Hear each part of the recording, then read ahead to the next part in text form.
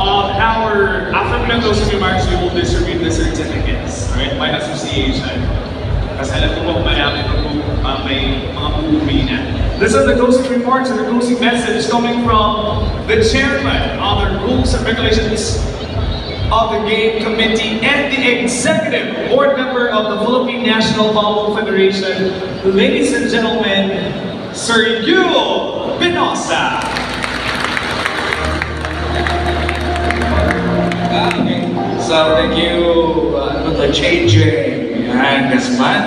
Magandang hapon po. Magandang hapon ulit. Of course, sa aking mga kasamahan dito, especially, no? By the way, Sir Joey is a former board member dito ng Philippine Amateur Volleyball Association first. Then, it became the Philippine Volleyball Federation.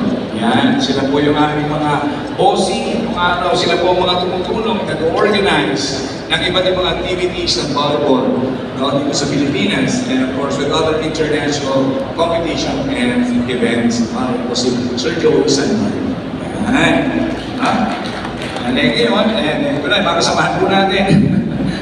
Okay, kaya po kami natutuwa at talagang marami po ang gustong matutong mag-volleyball.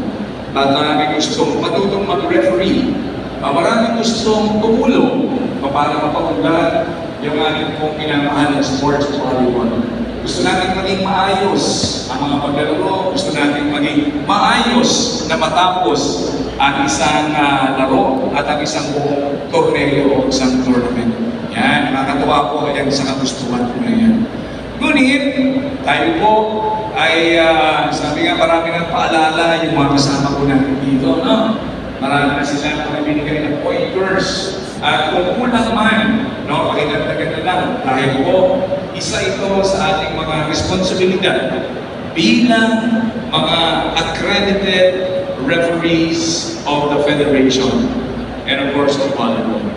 Kaya tungkulin po ng bawat isa na kanilang i-update ang kanilang mga sarili. At dahil po, nagpunan pa lang sa mga courses na natin, at iba ng taon na ito, dahil nga na po popular ng volleyball, pati na rin ang appreciating ay napakataas po ng expectations, ng standards, no? Sa mga officials. Ay, ganda! May kulay na kuko. Naghahanap na talaga ng mga lisensyado dahil gusto nilang maging maayos na matapos or pamalakan ng kanilang mga documents.